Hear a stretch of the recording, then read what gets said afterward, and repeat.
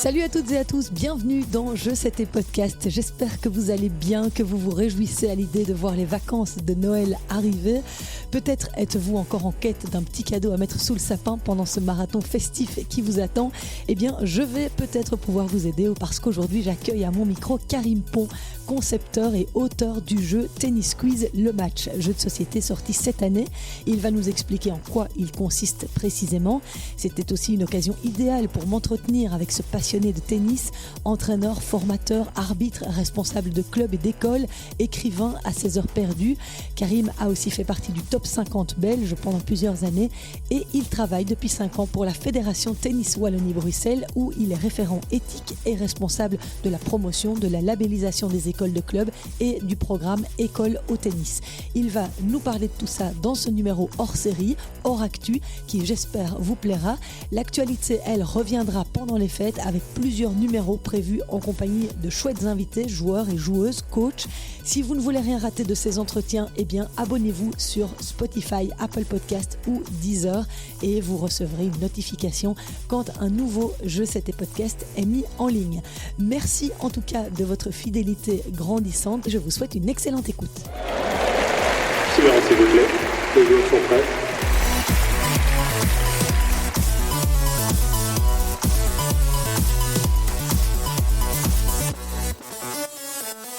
Bonjour Karim Pont, merci Bonjour. d'avoir accepté cette invitation. C'est un peu spécial, on arrive près des fêtes et comme tu es l'auteur d'un jeu à propos du tennis, Tennis Quiz Le Match, je me suis dit que c'était le bon moment pour en parler à tous les passionnés qui nous écoutent chaque semaine. Donc explique-nous un petit peu comment tu as eu l'idée de faire un jeu de société autour du tennis. L'idée, en fait, elle m'est venue assez simplement parce que moi j'adore le jeu. Le tennis, déjà pour moi, c'est un jeu. On dit qu'on joue au tennis. Ouais. Et c'est vrai que dans la famille, mon épouse est allemande. On reçoit chaque année le jeu de l'année. Il y a le jeu de l'année en Allemagne. Donc on a été baigné dans le jeu, on va dire, dans le jeu de société. Mon parrain tient un grand magasin de jouets, donc j'ai toujours apprécié le jeu et je trouve qu'on apprend beaucoup de choses par le jeu. Et c'est venu simplement, quand je m'occupais d'un club de tennis, de la gestion d'un club, j'organisais des quiz, j'organisais des soirées pour les parents, pour les adultes, sur le tennis évidemment. J'ai gardé toutes les questions, toutes les réponses et j'ai mis tout ça en musique pour faire un jeu de société avec un format de jeu, un jeu de plateau. On va décrire un peu le jeu, donc effectivement, on a un plateau qui est là avec des pions. Et on va compter les points un peu comme un match de tennis en fait. Tout à fait, donc on joue un vrai match de tennis dans le temps. Donc il y a un serveur, un receveur et c'est le serveur qui pose les questions. Le serveur pose les questions, il y a plusieurs variantes, je ne vais pas toutes les citer ici, mais le serveur a choisi, donc il y a des cartes avec 7 questions-réponses et le serveur peut choisir la question la plus compliquée en allant progressivement comme ça vers peut-être la plus simple pour essayer vraiment de gagner le jeu, de gagner 4 points avant le relanceur évidemment. Ok, et si le relanceur arrive à bien répondre, c'est lui qui a le point. C'est lui qui a le point, et donc on va voir, c'est la règle du 40-40, le no-head, il n'y a pas d'avantage, donc celui qui gagne le point 40 partout gagne le jeu. Et donc une carte de 7 questions-réponses permet de faire un jeu, il y a 86 cartes en tout, donc ça permet déjà de faire beaucoup de parties. Oui, c'est ça, on est plus ou moins sur 600 questions, c'est ça ? Oui, plus de 600 questions, et donc 86 cartes de 7 questions-réponses, avec chaque fois 3 choix de réponses. Oui. Ça aussi c'est une des forces du jeu, parce que ça permet de faire en sorte que tout le monde s'y retrouve, que le néophyte, celui qui ne connaît pas très bien le sport, puisse avoir le choix entre 3 réponses, et celui qui connaît mieux le tennis, il va dire moi je joue sans le choix, donc ça permet vraiment d'équilibrer des forces et de faire des belles parties. Et donc on peut jouer à 2, mais aussi on peut jouer en équipe. Se mettre à 5 contre 5 si on a envie. Tout à fait, voilà, en 5 contre 5, en équipe d'interclub, donc c'est aussi un jeu qui serait intéressant de jouer en interclub après une rencontre, pour faire la revanche, ce qui s'est passé réellement sur le terrain, on peut faire la revanche avec un quiz, on peut faire des doubles, des triplettes. Tes questions, tu as été les puiser dans l'encyclopédie du sport, ou c'est autour des règles du sport Oui, ça tourne vraiment autour de tout ce qui touche le tennis. Il y a évidemment des questions sur les règles, sur l'évolution des règles, sur le matériel à utiliser, sur les raquettes, sur les balles. Évidemment, il y a les grands chelems, il y a le tennis belge, il y a l'histoire du tennis aussi. C'est important aussi de savoir d'où on vient pour voir où on peut aller.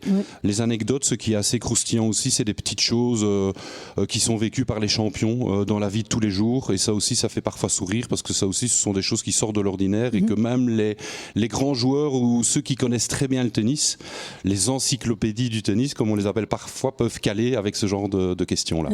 Tu as déjà prévu une extension pour mettre d'autres questions. Il y a beaucoup à dire et beaucoup à écrire comme questions sur le tennis en général. Hein. Oui, il y a un historique fabuleux. Et puis, on se rend compte aussi que la Belgique est un grand pays au niveau tennis, parce que c'est quand même un sport qui draine énormément de joueurs, de joueuses, et qui, il faut quand même se rendre compte qu'on a des talents qui ont éclos et qu'il faut mettre en avant et qui ne sont pas toujours connus, qui ne sont plus connus.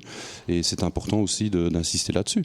Et donc justement, pour les auditeurs qui nous écoutent en France, en Suisse et au Canada, c'est plutôt axé belge ? Pas spécialement, il y a des questions sur le tennis belge, mais c'est mondial, donc c'est les champions vraiment au niveau mondial. Donc il y a quelques questions plus spécifiques, mais c'est vraiment sur le tennis mondial, donc en général, dans la généralité. Donc voilà. Est-ce qu'on peut le trouver en magasin ou bien c'est uniquement via la fédération ? Alors c'est uniquement via la fédération, donc le plus simple, si les personnes habitent tout près de Namur, il y a le centre à Vierde, donc le centre administratif à Vierde qui jouxte Namur, donc là c'est très facile, on peut téléphoner, il y a un numéro d'appel sur le site où on peut joindre le secrétariat, et donc là il y a des exemplaires qui sont disponibles. Pour les personnes du Hainaut, c'est plutôt sur Mons, le centre d'entraînement de Mons, donc à la Sapinette, où là aussi il y a possibilité de se le procurer, ou alors il y a moyen de faire une commande via le site, faire une commande, et là le jeu est livré avec les frais postaux en plus, donc voilà.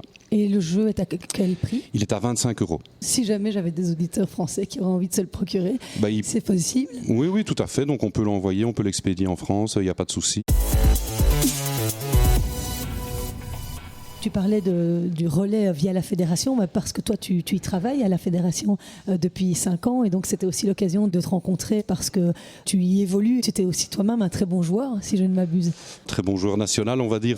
J'ai été 23e belge, ça a été mon meilleur classement, mais sans faire des grands tournois internationaux. Donc moi j'ai jamais prétendu aller beaucoup plus haut. Moi c'était vraiment m'amuser par le sport. Mal, hein. C'est déjà bien, oui, mais en restant dans des tournois plutôt régionaux. Et c'est vrai qu'ici, ça fait plus de 5 ans maintenant que je travaille plus activement au niveau de la fédération, surtout au niveau de la labellisation, donc de remettre du sens dans le fond, dans la forme de cette labellisation qui aide maintenant vraiment les clubs au niveau financier. Puis je m'occupe aussi de la promotion du tennis, le tennis à l'école au tennis, donc les clubs de tennis qui veulent organiser des journées avec des écoles de l'entité, on peut les aider aussi à ce niveau-là. Je suis aussi référent éthique à la fédération de tennis, donc pour l'ADEPS, pour vraiment mettre en place tous des outils pour aider les clubs, pour faire face aux différentes violences qui pourraient apparaître dans les clubs, aux abords des terrains. Par rapport à la labellisation, donc ça c'est le nombre d'étoiles, on va décrire comme ça, qu'a un club en fonction de la qualité de la formation qu'il propose. Oui, en gros c'est vraiment un label de qualité sur l'enseignement. Okay. Il n'y a pas que ça évidemment, mais ça c'est vraiment une grosse part du gâteau, on va dire. Donc les clubs qui jouent le jeu, qui utilisent des entraîneurs diplômés pour donner les cours, mais évidemment seront récompensés. Il y a 3 catégories de labels, et à l'intérieur des 3 catégories, on peut obtenir de 0 à 5 étoiles. Okay. Donc il y a accueil, formation, compétition et performance. Et en fonction des différents critères, on peut obtenir de 0 à 5 étoiles. Donc une grosse académie qui est très active, qui organise beaucoup de tournois, parce que ça aussi, on essaie vraiment de mettre en avant. C'est en organisant des tournois officiels que on parvient aussi à découvrir des bons joueurs, des bonnes joueuses dès le plus jeune âge. Donc c'est important aussi de valoriser les actions que les clubs mettent en place au niveau de la compétition. Chaque label a vraiment tous ses critères. Le club rentre son dossier, c'est assez facile via le web club. Et une fois qu'on le fait, on est parti pour 2 ans. Et les clubs voient vraiment, comme je l'ai dit, un retour direct maintenant. Il y a même des retours indirects avec des formations continues où il y a certaines facilités pour les clubs aussi qui sont labellisés. Il y a plus de 180 clubs maintenant qui sont labellisés sur 320 structures. Et il faut bien souligner que tous les clubs peuvent se labelliser. Donc même si on a une petite structure, qu'on a 2, 3, 4 terrains, qu'on essaie de se développer, c'est aussi une manière de se faire connaître et de pouvoir développer différentes actions grâce à cette labellisation. Et un gros volet de cette labellisation, c'est aussi la formation des coachs qui doivent passer par la case ADEPS pour pouvoir avoir leur diplôme, leur niveau, comme on dit, niveau 1, niveau 2, niveau 3. Ça va jusqu'à 4, non, jusqu'à niveau 3. Jusqu'à 3. Donc en fait, il y a le premier brevet, c'est le brevet animateur. Donc là, c'est ouvert, je ne vais pas dire à tout le monde, mais à partir de 16 ans. Mais évidemment, là, ça ne suffit pas, c'est vraiment les premières bases, c'est pour entraîner les tout petits. Après, c'est le niveau 1, comme tu l'as dit, puis après, il y a le niveau 2, niveau 3. Et Et évidemment, on augmente la difficulté, et plus on augmente de niveau, plus on demande aussi une qualité de jeu, une distribution de balles, etc. Donc c'est important que les clubs aussi puissent avoir des personnes compétentes, diplômées, pour pouvoir parler tous le même langage et avoir une pédagogie adaptée qui fait que le tennis continue à progresser dans les clubs, parce que la fédération fait un travail remarquable au niveau de la détection, au niveau de l'organisation des tournois. Mais il faut vraiment se rendre compte que les champions, ils sont passés par les clubs. C'est le travail du club qui est très très important. Donc il y a des clubs qui sont très proactifs, qui organisent beaucoup de choses, des stages compétitions, des tournois pour les jeunes, qui font des suivis. Et ça, c'est très important, et c'est ça qu'il faut valoriser. Vous êtes de plus en plus demandeur par rapport à ça? Oui, et puis je pense qu'il y a un savoir-faire qui est là. Il faut bien se rendre compte aussi, parce que de tout ce qui a été fait, quand on voit les résultats, la petite Belgique, quand on voit les résultats qui ont été réalisés dans les dernières années, c'est quand même assez fantastique. Une équipe belge qui va en demi-finale en Coupe Davis, une championne du monde, Justine, avec une deuxième, Kim Clijsters à l'époque. Enfin, on ne s'est pas rendu compte à l'époque du travail qui a été fait vraiment dans les clubs et qui continue à être fait. Et donc évidemment, c'est très très important. Il y a, en tant qu'entraîneur, oui, on peut être un très bon joueur, et ça ne peut être qu'un plus. Si on veut entraîner, il y a un travail technico-tactique qui doit être maîtrisé. Au niveau pédagogique, il faut aussi maîtriser certains grands piliers. Et à partir de là, c'est toute l'expérience qui va faire qu'on va encore progresser, parce que l'enseignement, c'est ça, c'est aussi prendre des informations, sentir qu'on progresse et qu'on fait progresser. Et qu'il n'y a pas une manière peut-être d'enseigner, mais en tout cas, il y a des chemins, on ne peut pas passer à côté. On doit vraiment suivre ces chemins-là qui sont des références, et à partir de là, chacun, en fonction de son vécu, peut orienter son désir pédagogique vers l'une ou l'autre piste. Plus.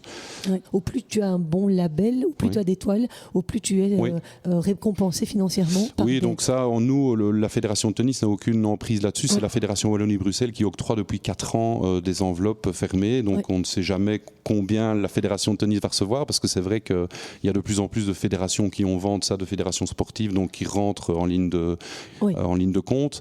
Mais c'est vrai que sur les 4 dernières années, pour les clubs de tennis et maintenant de paddle, il y a eu plus de 900 000 € qui ont été débloqués pour les clubs qui sont labellisés. Et chaque club qui obtient une étoile, l'étoile est transposée en euros.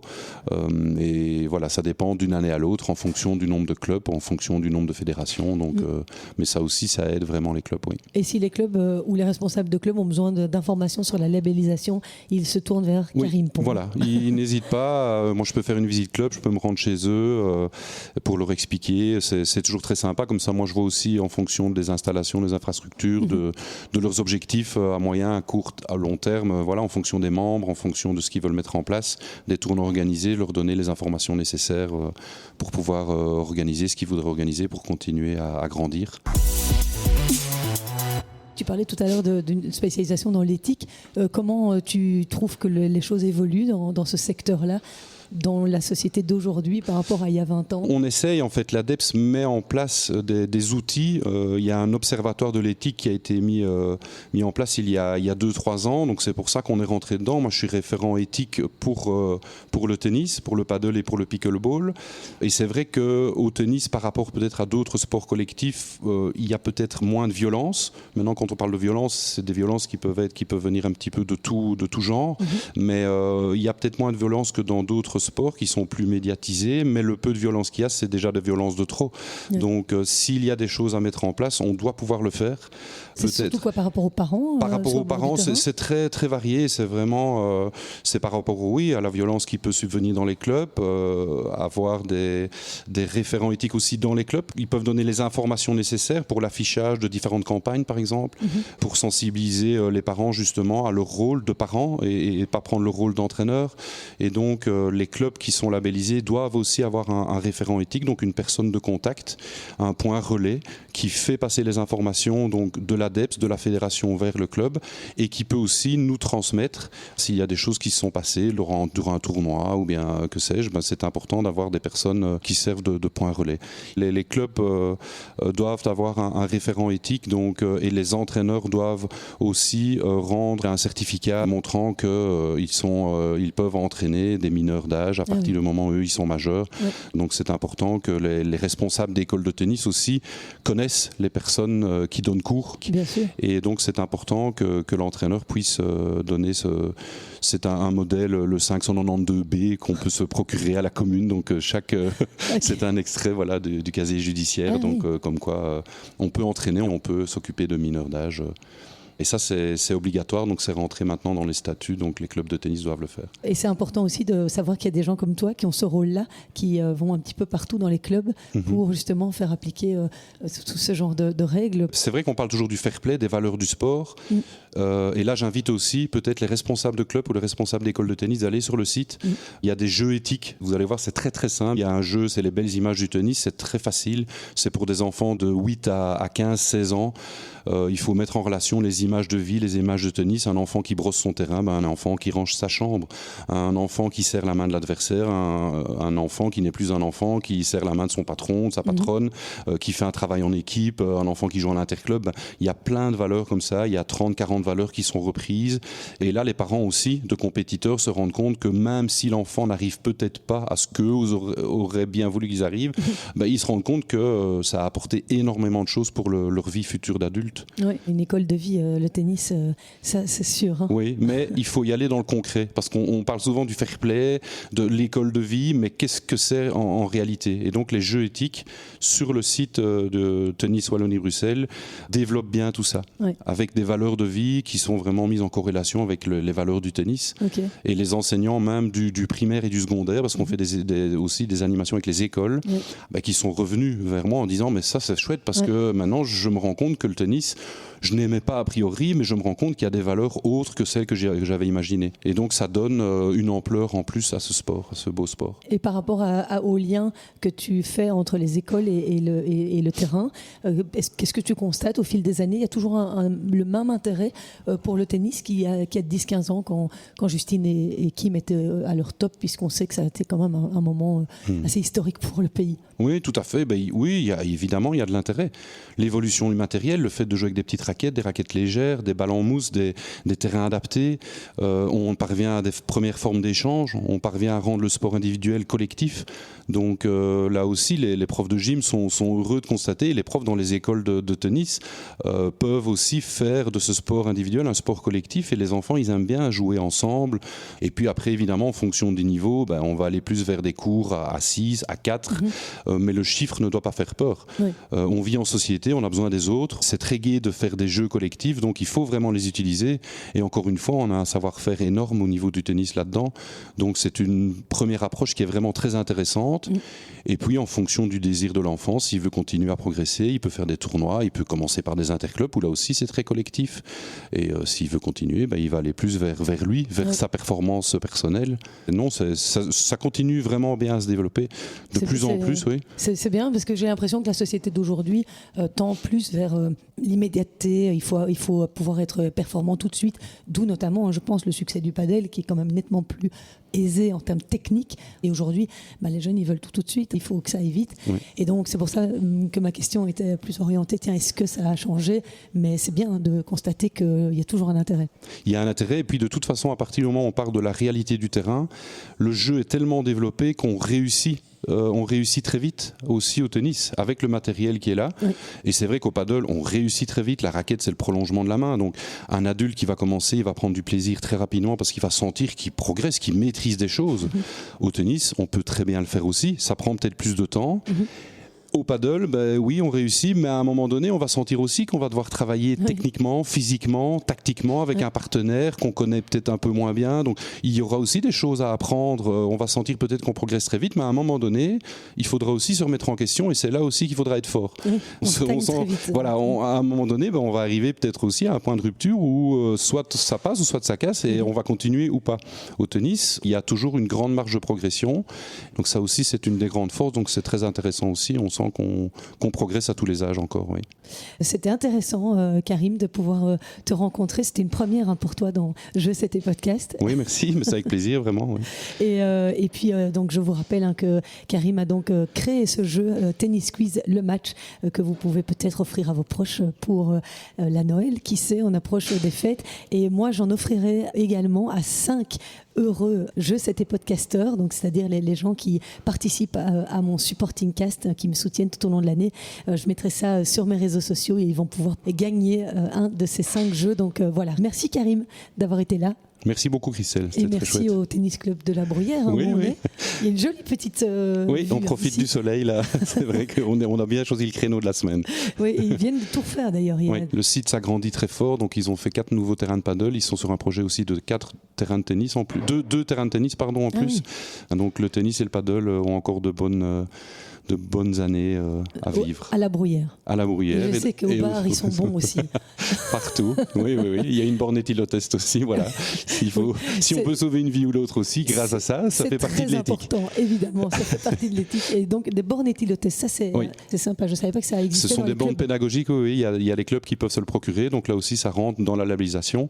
Les clubs qui peuvent gagner des points aussi grâce à ça.